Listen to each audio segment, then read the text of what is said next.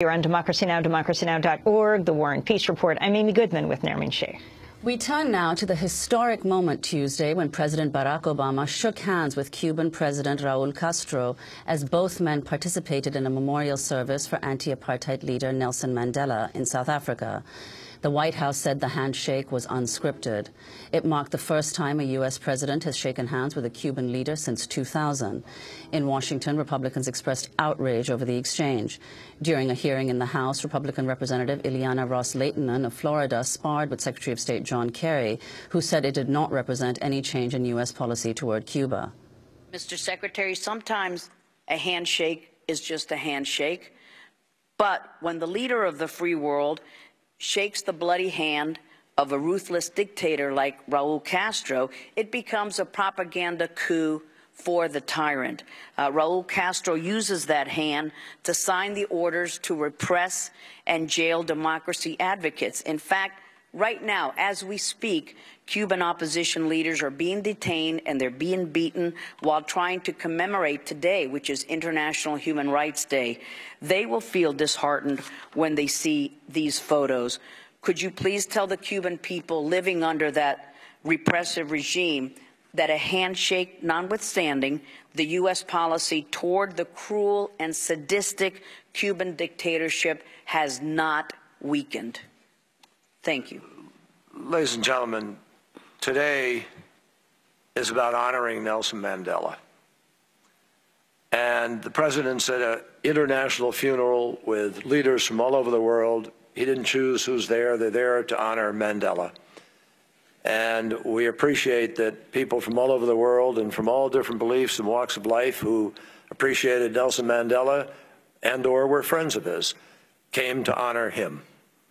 And I think, as the president said, I urge you to go read his speech, or if you didn't see it or haven't read it, because the president said in his speech today, honoring Nelson Mandela, he said, we urge leaders to honor Mandela's struggle for freedom by upholding the basic human rights of their And would people. you say Raul Castro is upholding the basic human rights? No, absolutely not. The uproar over President Obama's handshake with President Raul Castro has drawn attention to the close relationship between the South African anti-apartheid movement and Cuba.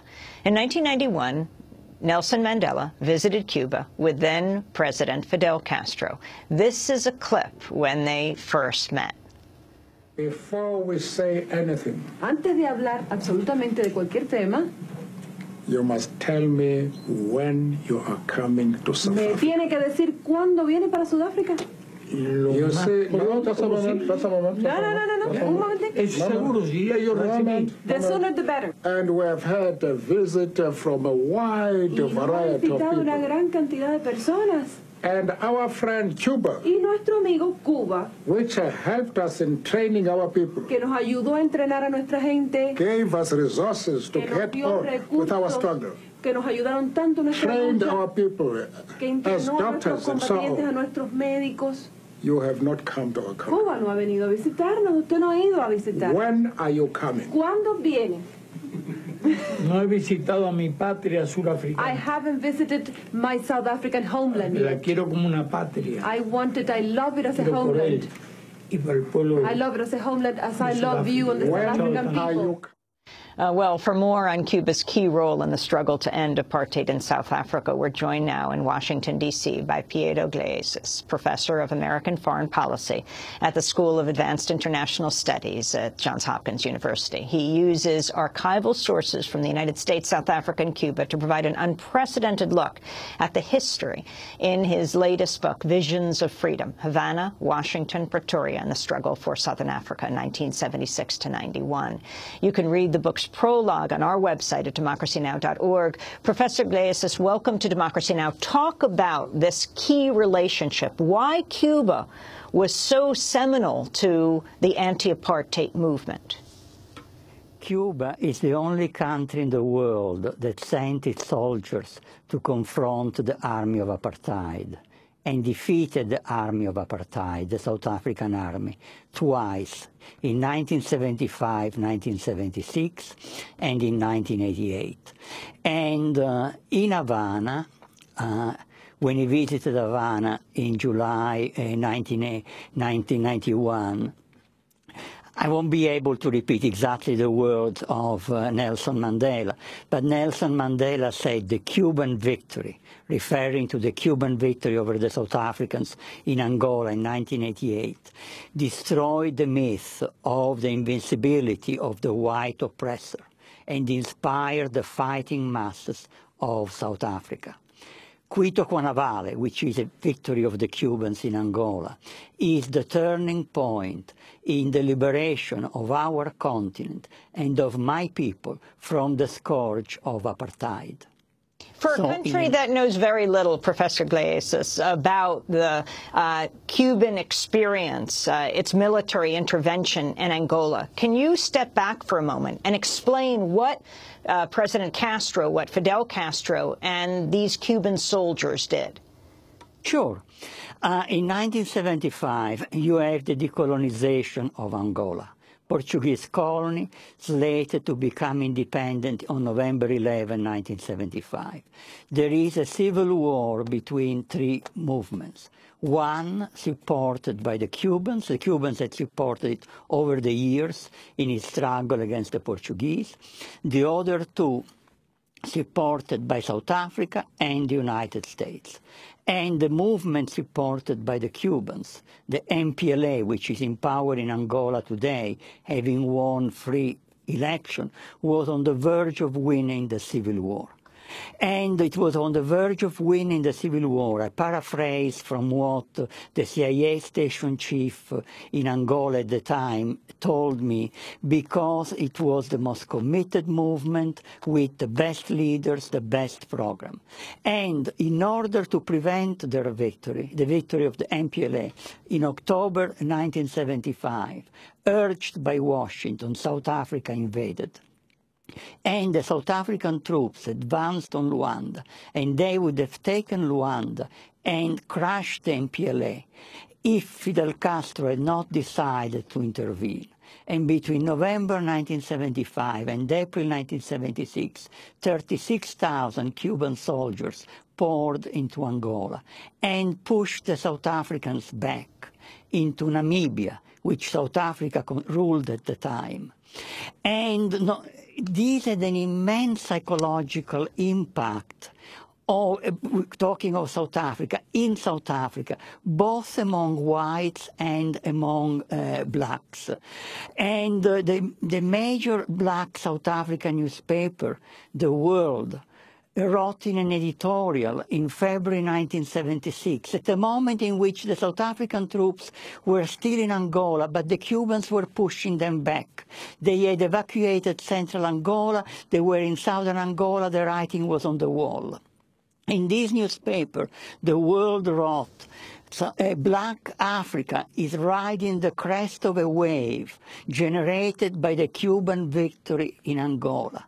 Black Africa is tasting the heady wine of the possibility of achieving total liberation. And Mandela wrote that he was in jail in 1975 when he learned about the arrival of the Cuban troops in Angola. And it was the first time then a country had come from another continent not to take something away, but to help Africans to achieve their freedom. This was the first real contribution of Cuba to the liberation of South Africa. It was the first time in living memory that the white giants, the army of apartheid, had been forced to retreat. And they had retreated because of a non-white army. And in a situation of internal colonialism, this is extremely important. And after that, the Cubans remained in Angola to protect Angola from the South African army. Even the CIA acknowledged that the Cubans were the guarantee for the independence of Angola. And in Angola, they trained the ANC, the African National Congress of Mandela, and very close relations developed between the two. I don't know if you want me to go on and talk about the next moment, or you want to interrupt me with some questions. Yes, Professor Piero Gliesses, if you could speak specifically about the role of Che Guevara in Africa. Yeah, Che Guevara had nothing to do with South Africa. In Africa, though, in the Congo? Yes, I understand. The role of Che Guevara in 1964, 1965. In late 1964, Che Guevara was sent by Fidel Castro as Fidel Castro's top representative to sub-Saharan Africa. It was the first visit by a top Cuban leader to sub-Saharan Africa, because the Cubans believed that there was a revolutionary situation in Central Africa and they wanted to help. And Che Guevara established relations with a number of revolutionary movements. One of them, the MPLA, the Movement for the Liberation of Angola, that was based in Congo-Brazzaville.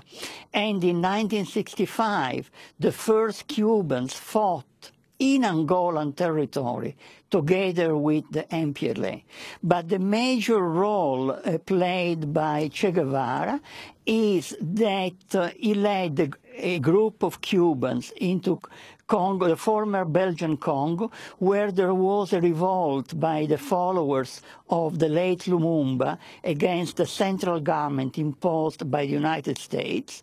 And the United States had created an army of white mercenaries, the white giants, mainly South African Rhodesians and then Europeans, to crush this revolt. And the Cubans went at the request of the rebels, at the request of the government of Egypt, Algeria, and Tanzania to help the rebels.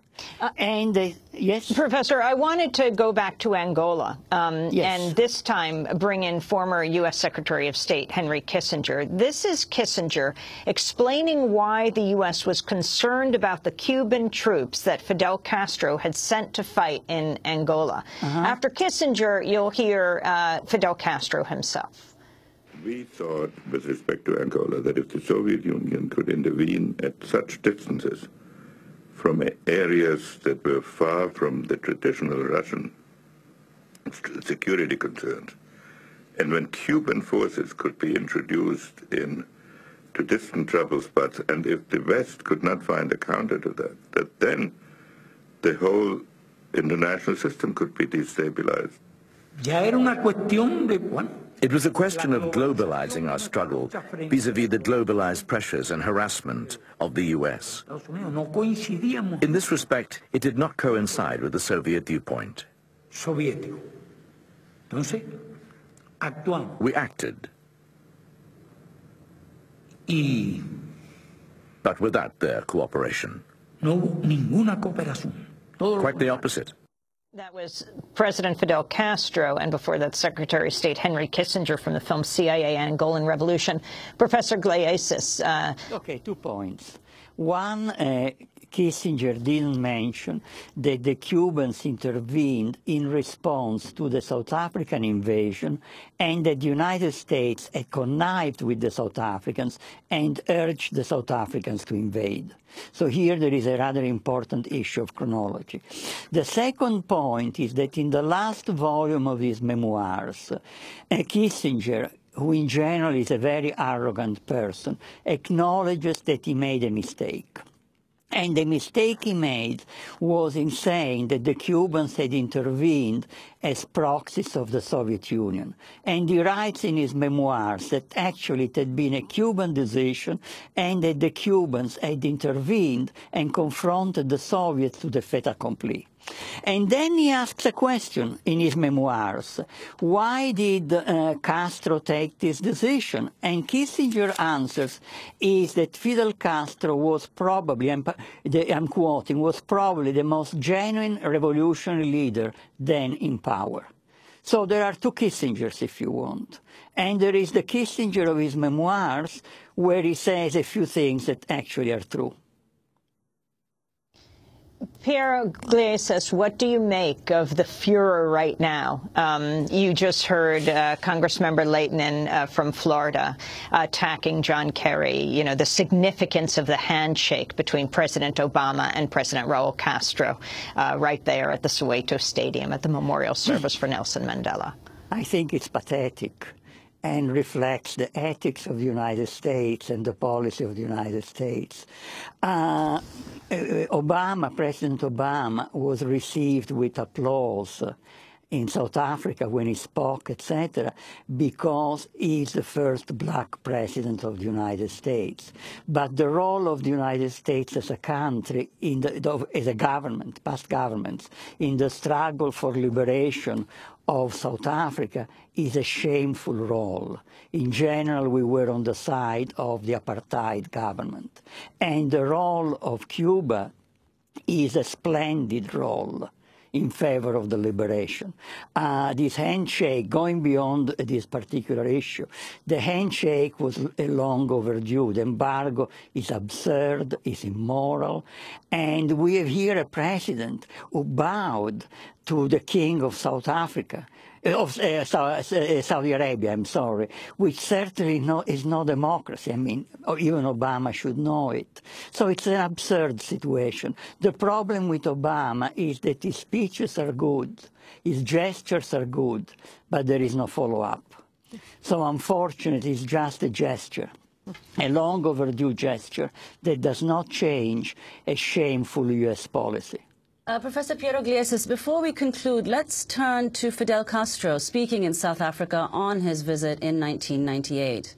Conviértase Sudáfrica en modelo de un mundo futuro más justo y más humano. Let South Africa be a model of a more just and more humane future.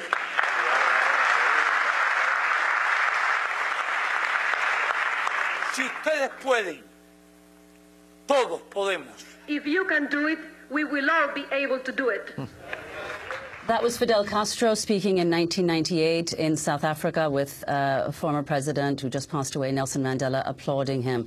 Piero Iglesias, we just have a minute. Could you talk about what most surprised you in your research in the Cuban archives about this history? Well, there are a lot of things. One is the independence of Cuban policy vis-à-vis the Soviet Union. There are clashes between Fidel Castro and Gorbachev.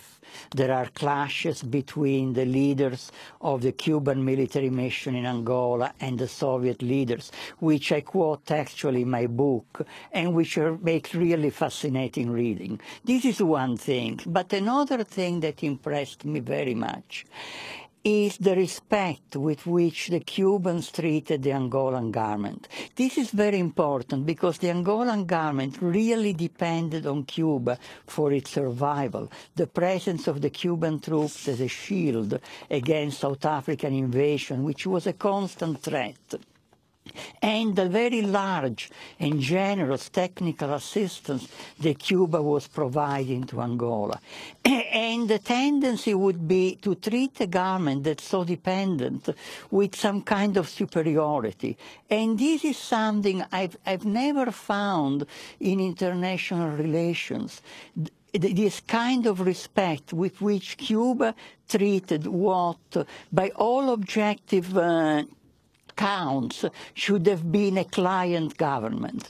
And it's particularly striking for someone who studies the United States and lives in the United States, because certainly the United States government does not treat government that depends on Washington with much respect. Piero Iglesias, thanks you so much for being with us, Professor of American Foreign Policy at SACE, the School of Advanced International Studies at Johns Hopkins University. We will post the prologue of your book on our website. The book is just out. It's called Visions of Freedom, Havana, Washington, Pretoria, and the Struggle for Southern Africa, 1976 to 1991, just published by University of North Carolina Press. Go to democracynow.org to read that. I'm Amy Goodman. Thanks so much for watching this report from Democracy Now!, your daily, independent, global grassroots news hour. We don't accept advertising or corporate funding, but rather rely on donations from viewers like you. Please make your contribution by visiting democracynow.org today. We need your support today to keep bringing you this hard-hitting, in-depth reporting.